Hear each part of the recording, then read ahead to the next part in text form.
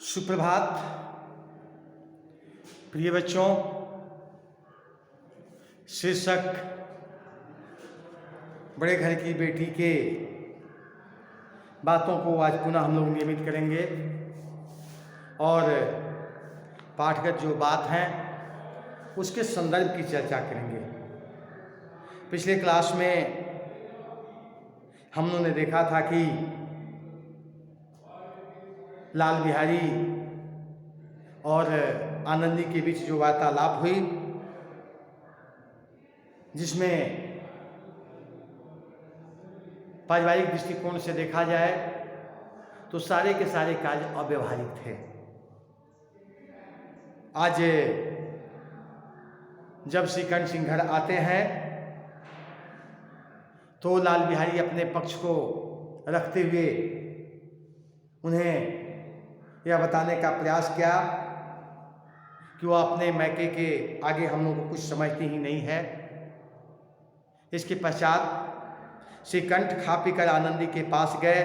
वह भरी बैठी थी। ये हजरत भी कुछ तीखे थे। आनंदी ने पूछा, चित्त तो प्रसन्न है? श्रीकंठ सिंह बोले, बहुत प्रसन्न है, पर तुमने आजकल घर में क्या उपद्रव मचा रखा है? आनंदी की त्योरी चढ़ गई। झुंझलाहट के मारे बदन में ज्वाला सी धक उठी। बोली, जिसने तुमसे आग लगाई है उसे पाऊँ तो मुँह झुलस दूँ। इतनी गर्म क्यों होती हो? बात तो कहो। क्या कहूँ? यह मेरे भाग्य का फेर है, नहीं तो गंवारा छोकरा जिसको चापरासीगिरी करने का शौर नहीं, मुझे खड़ाऊँ से मार कर एवं करता।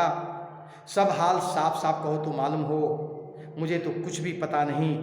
परसों तुम्हारे लाडले भाई ने मुझसे मांस पकाने को कहा। घी हाड़ी में पाव भर से अधिक न था, वह सब मैंने मांस में डाल दिया। जब खाने बैठा तो कहने लगा, दाल में घी क्यों नहीं है? बस इसी पर उससे वह मेरे मैके को भी भला बुरा कहने लगा। मुझसे रहा न गया। मैंने कहा, वहाँ इतना घी तो नाई कहार नित्य खा जाते हैं और किसी को जान भी नहीं पड़ता। बस इतनी सी बात पर उस अन्यायी ने मुझ पर खड़ाऊ फेंक मारी। यदि हाथ से न रोक लेती तो सिर फट जाता। उसी से पूछो, मैंने जो कुछ कहा है वह सच है या झूठ?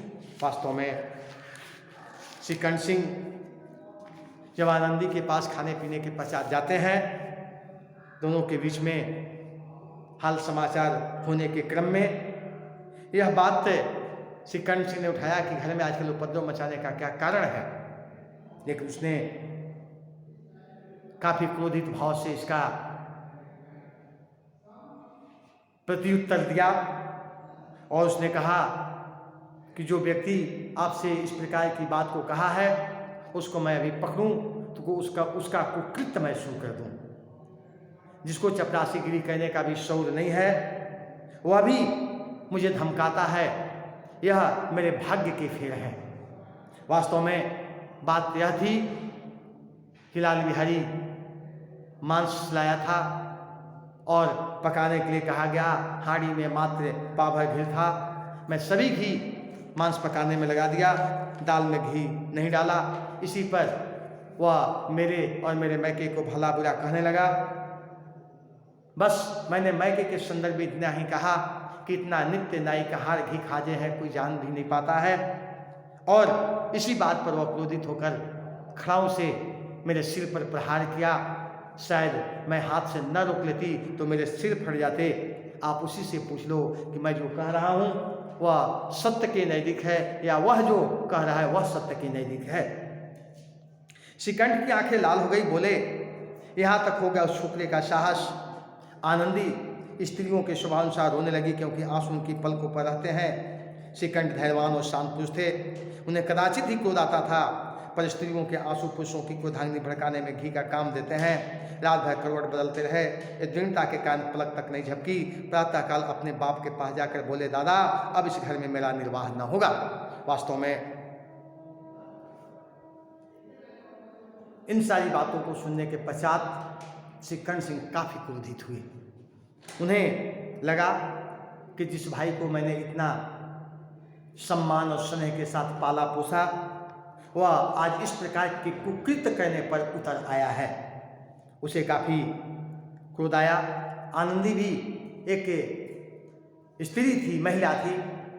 उसके आंखों में आंसू का आना स्वाभाविक था।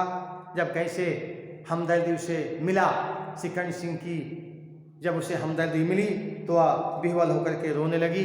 लेकिन ठीक उसके विपरीत श्रीकर्ण सिंह की जो प्रकृति है वह शांत, धैर्य से युक्त और बड़े ही विनम्र प्रभाव प्रकार के है।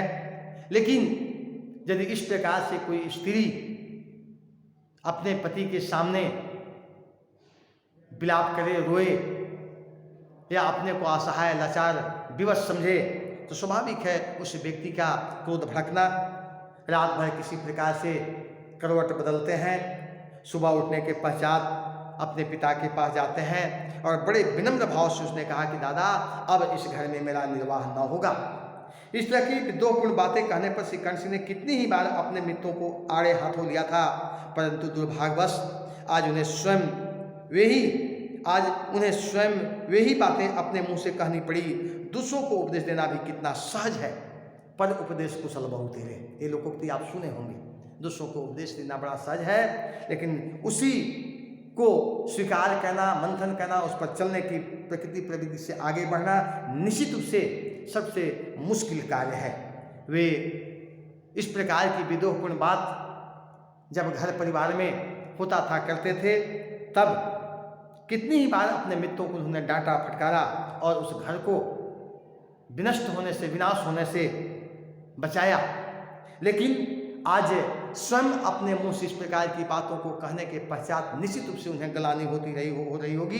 लेकिन समय का फेर है, वे कर भी क्या सकते हैं, पश्चाताप कर रहे हैं। और आज उन्हें इस बात का आभास भी हो रहा है कि हम किस प्रकार से उपदेश दूसरों के लिए देते हैं, शायद वही उपदेश अपने जीवन में लागू करें तो कितना जटिल, कठिन और कितना मुश्किल से भरा पड़ा हुआ है। बेनी माधव सिंह घबरा उठे और बोले, क्यों? श्रीकर्ण सिंह बोले, इसलिए